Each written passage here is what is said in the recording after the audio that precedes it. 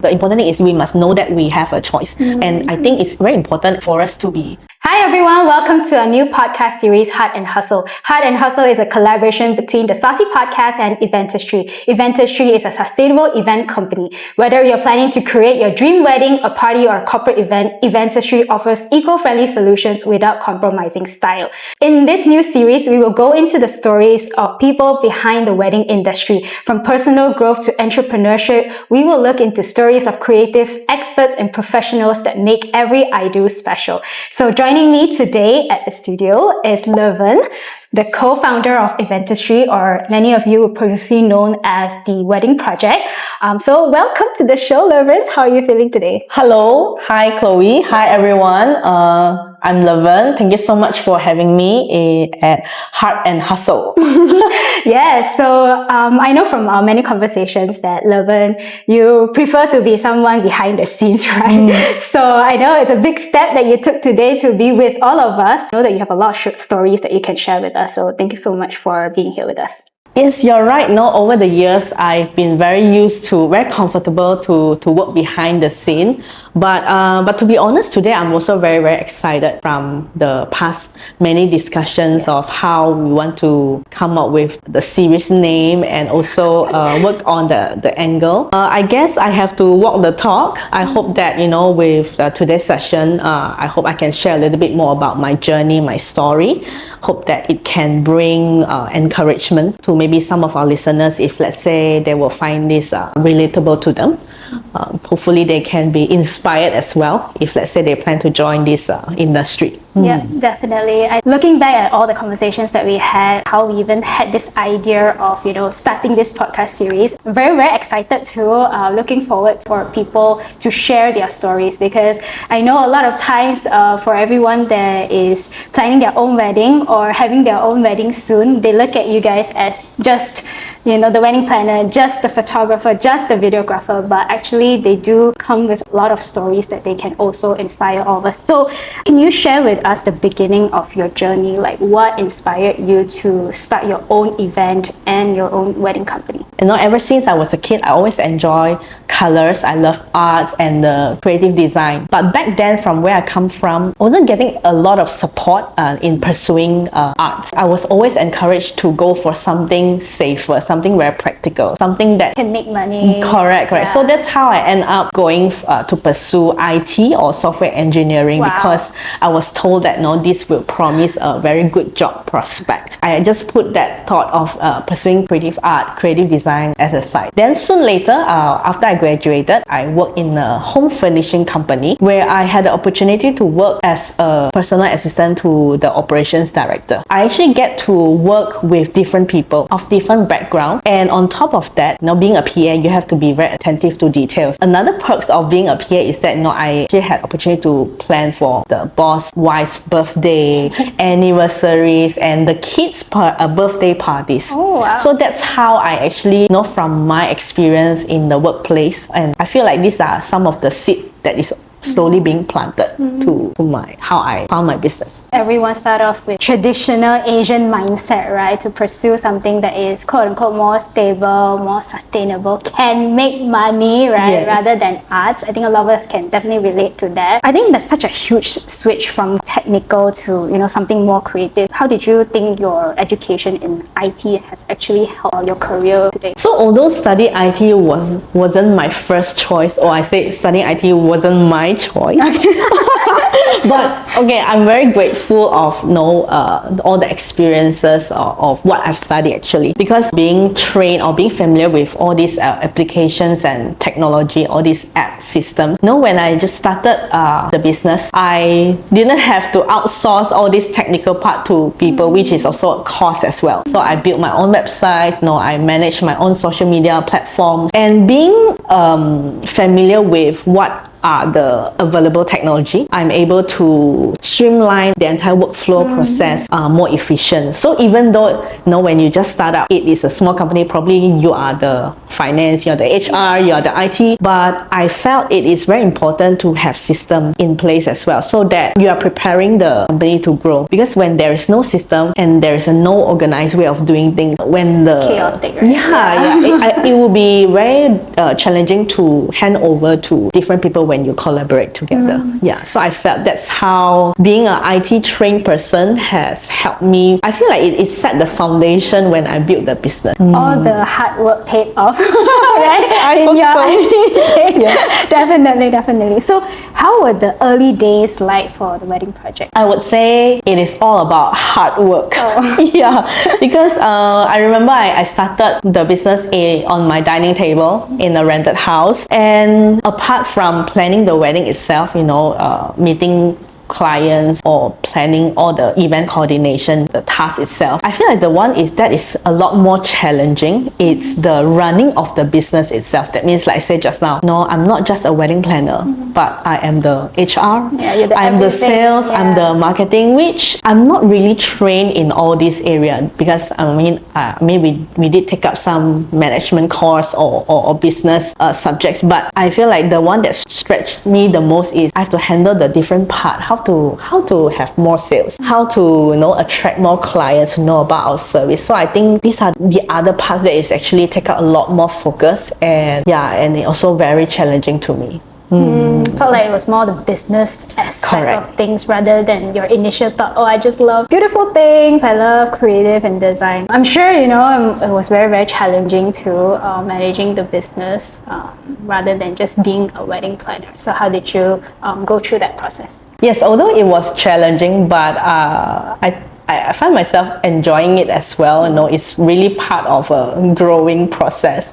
Back then, I still remember we slowly built finding the right people to fit into the team, and we grow the team, and we slowly move up from the dining table to a bigger space. Actually, our business grew because our client also, when we planned their weddings, they also expanded their family, they grow their family, and then they came back to us and say, hey Laverne, do you plan kids party? We are expecting a baby. Oh, can you plan my family, my mom's birthday? So that's how we actually slowly, from planning weddings, we also expand and grow to plan parties.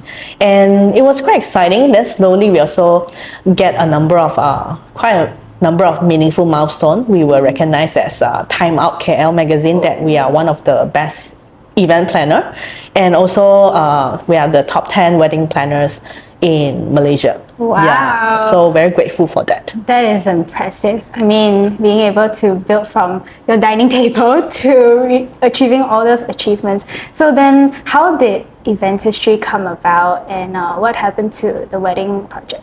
I think after 2-3 years after I started the business, when we were growing and growing the team as well.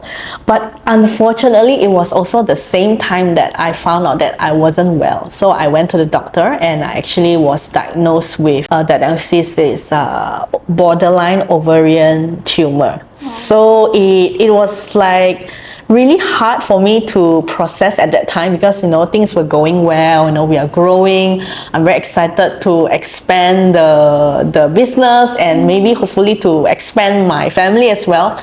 But then I had to deal with the health issues, so it was a lot of juggling, because I have to make a lot of hospital trips, a lot of blood tests, and long story short, I think I went through 3 surgeries in 2 years time, and one of the surgery is an open surgery, so it required me to be bedridden, and it was a very slow recovery. So you can imagine, while we are growing in terms of projects, the team is growing and we need to do a lot of training, meeting the team, but at the same time I was also very away from the team, because I just have to manage this health part of my side lah. So, and after I recovered from the surgeries, when I was given a green light from the doctors, now that your cancer marker test all looks good, you are good to proceed for the next step, which is the fertility treatment, which if you know, it is also another very lengthy and stressful journey. A lot more hospital trips, and for me, I had to actually undergo 2 cycles. Went through miscarriage as well, and then only in I think 2017 when I was finally pregnant with my first son. Yeah. And that pregnancy wasn't easy as well. The first few months I was bleeding, and I was told by doctor that you just have to bed rest for a few months, and then I have to be on jet every other day just to make sure the pregnancy it's safe. So yeah, so with all this that I'm going through, and can you imagine, I'm really most of the time I'm away from the office. So I just felt that okay, I remember it was probably 2-3 months before I'm about to deliver my baby. I just thought that I have to start planning for the future, like what's gonna happen after when I welcome a newborn home, and how am I going to juggle with the business back then. After a lot of consideration, prayer, discussion with my husband, I come to a decision that maybe I should downsize the business, take a break, embrace this new season of motherhood first, and see how is it like, because I don't have help that time. Yeah, I just thought maybe I should take one step at a time. And if let's say once I'm ready, then let's look back at the business side. So that was the plan that time. Wow, that is such a... I mean, as a woman, I think I definitely really feel for your experience. I'm sure it has been very, very challenging, especially knowing that, the cyst, the tumor, but still strong enough to go through the fertility process. Props to you, a lot of respect, because it's not easy. I mean, I heard a lot of stories from my female friends where that cycle is extremely tough. Not just on physically, but it does take a toll on your emotional and mental aspect, right? So then after downsizing the wedding project, I think Eventistry quickly came into the picture, right? So how did that start? Can you tell us a little bit more about that? Yeah, it was quite amazing how things work out, and actually, to be honest, I wasn't expecting that. Remember, we were planning, after a lot of self-talk, that it's okay, take a different step to slow down and downsize. Because honestly, it felt like I felt very bad as well, not that I have to let go of my first baby, that was my business, because my new baby is coming. Remember, I have to meet the team one by one. I have to ask them to come into my room and tell them that I'm so sorry, I have to downsize the business. So I was telling each and every one of them that, if you need me to write you a recommendation letter to the employer, I'll be very happy to do that. So, and one of the team member that I met was Julian. So same thing, I talked to her. I say, you know what, let me know if you need me to help you to do anything. And it was just a casual chat. I asked her, I say, so actually what do you plan to do? And to my surprise, she actually tell me that she said, I want to planning to start my own business to start my own planning business. Then I was like, okay, you know what, I also never thought of partnership or what, but I just told her that, okay, I may not know much, but I mean, I did try to, I had a business, and then unfortunately now it's downsizing. But if you feel free, I'll be happy to share with you some of the things that I've done, or probably tell you the mistakes. Don't follow skip the wrong thing, so that it can help you to build your business sooner or better. So that was just in my mind, but we just didn't expect that conversation would lead to another conversation. And after many coffee and matcha latte, we actually explored of the possibility of working together. So I just thought to myself, maybe can give it a try. It was very sudden, like really didn't plan this at all. But it's just quite amazing. Sometimes life, right? When one door is closed, another door opens. And that's how we rebranded to Eventistry in 2019. Wow, I think that's incredibly inspiring. It's amazing that, one conversation can lead to something something better. So what are the key differentiating points of Eventistry as compared to the wedding project? Like, because you said you rebranded, right? So how is it different? There are two main things about Eventistry. So first thing that we really believe in is sustainable events. Oh, tell me a little bit more about sustainable event planning. Because when we rebranded ourselves, we discussed, we also said that we do not want to just rebrand, change to a name just with a change of management, but we want to reintroduce ourselves with a new identity. So why sustainable event is that? Because after many years of planning weddings, we first-hand witness after every wedding, we see how much waste that is created after every wedding. And in fact, the two most waste that you will see in every wedding or event is actually food waste and decoration of flower waste. So we ourselves, once you have really witnessed this firsthand, we are very convinced that we want to inspire our clients that, when we plan their wedding, we want to help them to reduce unnecessary wastage. So it has been in our DNA. DNA. We train our team, and in our every process, because in our belief system is that we want to help our client to plan still very beautiful and meaningful wedding, but at the same time it can be very mindful, and especially if we can help them to reduce waste in terms of food waste and flower waste, so that reduce the waste that we can cause to the planet.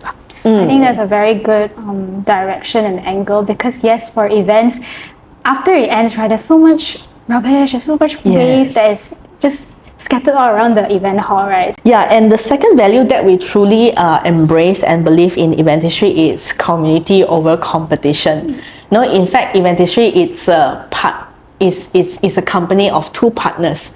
Two is really better than one. When we work alone, it's just so much tougher. And for me, I personally see a new light when we work together. So for me and Julian, when we partner together in building this company, I feel like we are combining our strength and we are complementing each other. And I remember in the very beginning stage, both of us attended two separate events, and both of us came back and talked about it, and both were very inspired by the very same thing, that is, see how other people, they collaborate with each other. And then we start asking ourselves like, hey, how can we do that as well? Maybe we can do something like that. You can, changes start with us. So we keep asking ourselves, how can we walk the talk? So we started a lot of initiative, and we started being more intentional in the way we do things. So we work with like-minded vendors, not just in different vendor categories, but we actually also started approaching other wedding planners and just be friends with them, talk to them, and explore whether there are possibility of working together. Yeah, because we felt that, hey, we are all planners. We should understand each other, and in fact, it's good to help each other and work together and collaborate together. And we also have another initiative called Jom Let's Hang Out, where we once a month we set a date. We tell everyone in the wedding industry, all is welcome to come, but there's no fixed agenda, no fixed location. We just come and then mingle and chat with each other. Maybe after a conversation, we can explore or working together. And in fact, we also see many vendors, they actually collaborated together or worked together in real weddings after the Jom Let's Hang Out session. So I think it's really in our DNA, like you say, community over competition.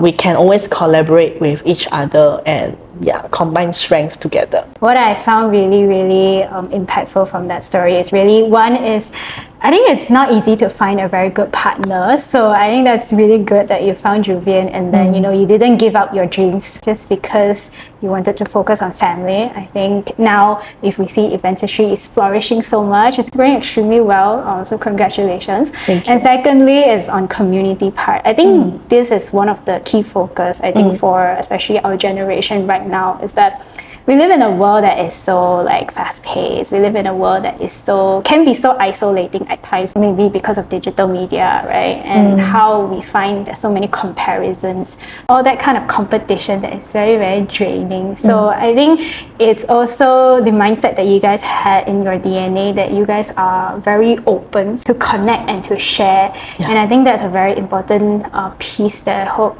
people resonates with, that if you are open to share and you're open to receive, you will also be able to gain a new perspective. And I think that's how you guys have been able to grow the business. But I do want to go back to a point when you were trying to focus on your family. I'm sure it's a huge dilemma, right? If you were to think back at that time, what would you recommend women to start their business first or to focus on their family first? I think this is a very tough question. Yes.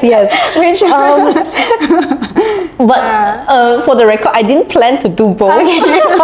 But it just happened that way. Like I said, I didn't expect, but it happened. But I do feel that there is really don't have a fixed answer for it, because everyone's situation is different. Right? I mean, just for example, I have friends that they are willing to sacrifice the opportunity, and they decided that at that season is the best, that they want to be fully committed to the family. And some of them, they do it very well. They are enjoying the season and they are flourishing.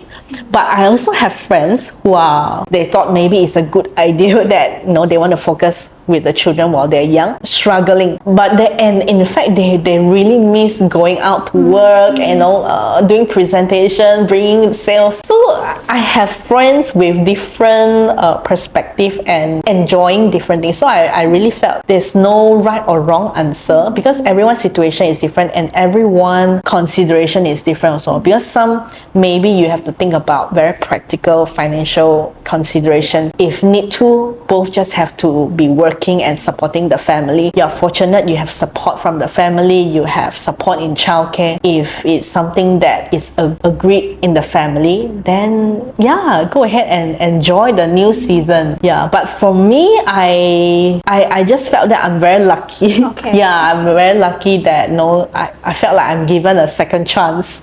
But if you ask me, I would say that whatever decision that you make, I feel everyone, they have a choice. So make that choice and enjoy the season. Because maybe women overthink a lot, right? And we always try to evaluate whether the decision that we are making, whether it's the right one or not. And then we probably give ourselves a lot of pressure that maybe that one would be better.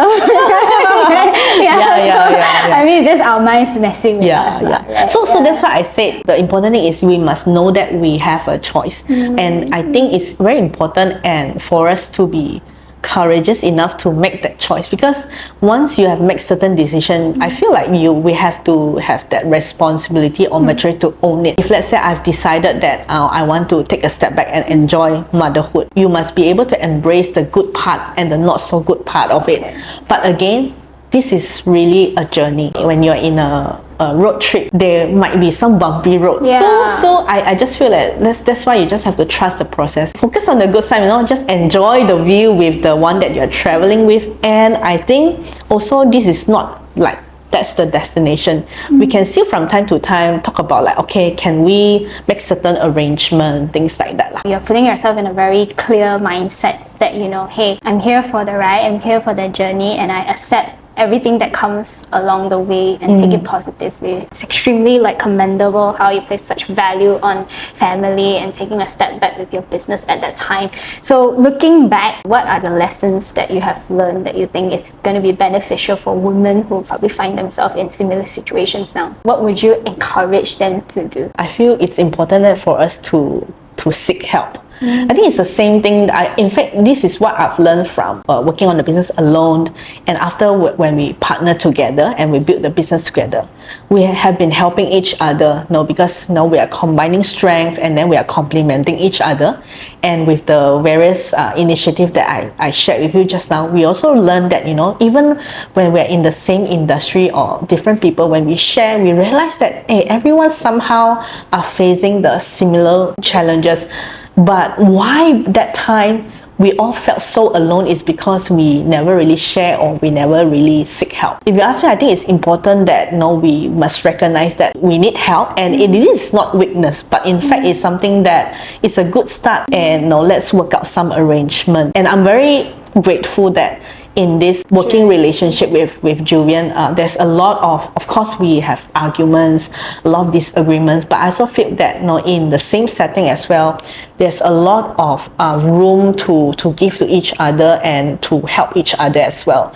I still remember the early days when I'm navigating through the breastfeeding sessions. It's like my most active timing is always middle of the night in between pumps. And that's where I can, respond to emails. The team or Julian will reply me, in the daytime. It's like, although we are in the same location, but it's a different time zone. So I'm very grateful for a lot of understanding and complementing help from each other. Yeah, it's important to seek help and work out some arrangement and try out that arrangement, because it's only when you try, you see if it's working, then you can tweak on the arrangement. I think partnerships are never easy. And if we just have a little bit more understanding and empathy towards other people, I think eventually we will be able to work things out. And one thing I've also learned from my partnership with Julian is that it's very common that women try to overthink, and we always think that we are not good enough. Maybe I'm not good enough for this, I'm not ready for this yet. But I've learned that it's always good to start with what you have in your hand. Although it's a lie that we are not good enough, but I also feel that just start with what you have. Like for example, during COVID time, where the whole world paused and idle event cannot take place, and we are all stuck at home, and I'm stuck at home with my young toddler, and I have to figure out something to do with him. So Julian and I, we're quite stressful over how we're going to sustain for the events, and at the same time, it was very natural that I have to figure out something to do with my son. So I started making play kits, I started making play dolls. And then once I look at how he play and how engaging he is with the activities, very naturally I told you, hey, you know what? Maybe we can start to work on some product kits, play kits for kids, so that parents will thank us. We send, we make it available online for parents to purchase, so kids can stay at home and have engaging and meaningful activity. So I was in KL and Julian was in Malacca, and then we do video calls, and then we brainstorm. Julian will handle all the sales and marketing plans in Malacca, and I will design all the different product kits. So that's how we started the brand MessyPlay.care during COVID time. And the thing there is quite an interesting journey, when we cannot do anything, you just start with what you have. So I believe that all of us should really look at what you have and don't just focus on what you are not good enough. Because I think a lot of women do focus on the lack part. Yes. So we have to change the way we think. I think it's very, very interesting how you guys pivot, especially during the COVID times, and it does, shows the kind of character that you are as a leader, as a female entrepreneur. Can you share a little bit more, like what were the challenges that you had as a female leader, and what are some of the things that you're trying to do differently back to the community? Maybe sometimes for a female to go through different seasons of life, let's say motherhood, or once you're pregnant, sometimes, pregnancy is very different for everyone. There are some 8 months pregnant women, but they are still lifting heavy barbells. But I also have heard, women that so sick throughout the entire pregnancy. So it's very different for everyone. But I heard many common views that, after you're married or after you have kids, a lot of women are supposed to sacrifice, or they have to compromise on their career. So I think when it comes to this one, I felt a lot for this kind of situation. Then I remember I was talking to Julian, maybe for Eventistry, we kind of we journey together with our clients. We journey with them when we plan their wedding. Then when they grow their family, have kids, we also plan their kids events and family events. So I also felt that we both also resonate with that. Maybe we should look into creating a working environment, because most of our team are female as well. They will also go through different seasons of their life. So we are hoping that we are able to create a friendly environment that can cater to the different seasons, whether you're becoming a mom. Yeah. So that we can always create different work arrangement or work opportunities for them. Okay, that's good, and I think a lot of women would definitely appreciate that. Yeah, but I think also for wedding planners, you guys do have a very hectic schedule in terms of lifestyle, because usually events happen weekends, right? Yeah. And also happens at night and all that kind of stuff. I'm sure there's a lot of lifestyle arrangements that they need to make. So I'm glad that you guys are also making a sustainable work environment for